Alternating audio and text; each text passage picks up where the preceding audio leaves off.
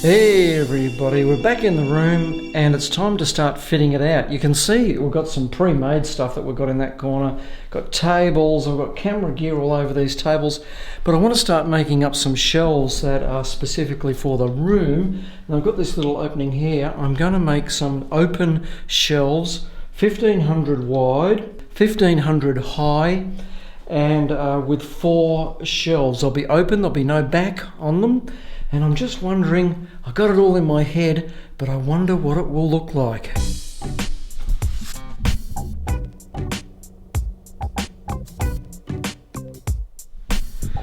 Yeah, something like that. I want to achieve that kind of a result, and I've got to think through the process, but I'll take you through that process as I go.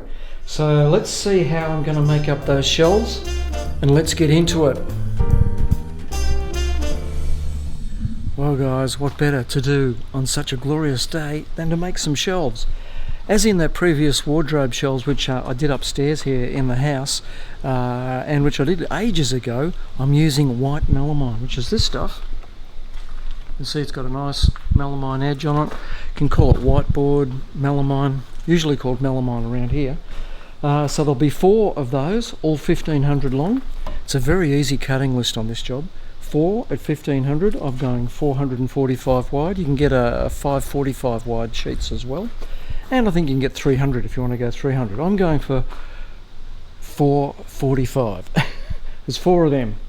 Then there'll be 6 uprights, and the uprights are all going to be grooved out. So I've got because it's 1500 high, I'm going 375 gaps in between. Well, gaps to the top of the shelf. So 375 to the top, shelf goes down. 375 to the top, shelf goes down. 375 to the top, shelf goes down. 375 to the top, shelf goes down. So 1500 divided by 4 spaces is 375. So if you take off the thickness of the shelf, whatever thickness your shelf ends up being, you just take that off from that 375 point, and you'll end up with equidistant spaces between your shelves. I'm using this good framing material like I always seem to use, like on those shelves up there. 90 by 35, 4 by 1.5. So 6 at 1500, same length as the shelf. It's going to be 1500 high, it's going to be 1500 wide. So 6 of those, and all grooved out. I use my saw with a gauge on it to get a nice even cut through there. Same at the top. And then the only other thing that I will need is a bit of support for the shelves, and also just to brace the whole thing. What I'm going to do is run along the back using this 42 by 19 2 by 1 underneath the shelf at the back, and then the shelf will sit on the front. It will run through, it'll be fixed on the underneath the bottom shelf, underneath the top shelf. So it doesn't need to be under each shelf for support of the shelf, it's more for bracing of the whole unit, so that if it gets bumped, whatever, it won't fall over. Also, in carrying around, just make it a lot more sturdy. If you were going wider than that, then you might want to put more 2x1s on the front and even on each shelf. But I'm going to give it a go with just the ones on the back, I think. And you'll also notice that I've fitted 2 screws into each opening. I'm yet to fit them, but what I will do is just do 1 screw at a time in each one, leave the second one out, and as I'm fitting them, I will put the shelf, or an offcut of the shelf in this case, in place, and make sure that the 2x1 is up hard against it, and then screw that screw down just to make sure that it's all a really good fit.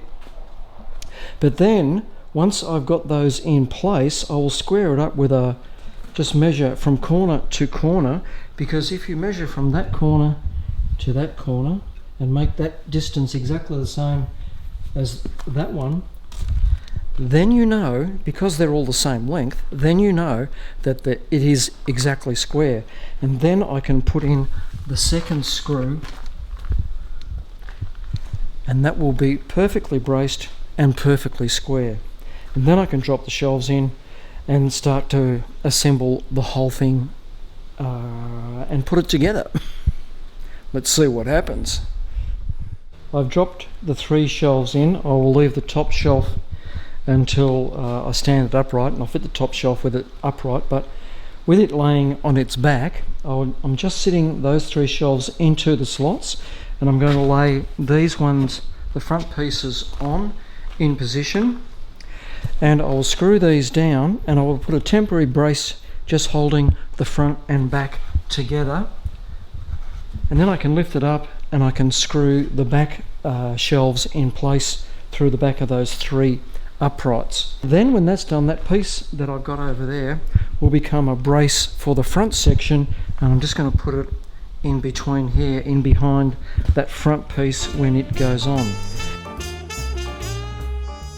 Before I start fixing off the intermediate shelves, I'm going to put the top one in place and fix it. Clamp the things in place. I never use nails, only ever screws, and chipboard screws made specifically for this kind of board. Beautiful. Well, there it is, everybody. Only one more step to go, and it's the brace. And a little note about the brace. What you need to use is something, well, in my case I can just use an offcut of this whiteboard, the melamine. You need to use it though so that you know you've got some square edges, at least 2 edges that are square to each other. And then get your measurements, top to bottom, front to back. Make sure that they're parallel, and if everything's been cut correctly, they should be the same measurements, front and back, top and bottom.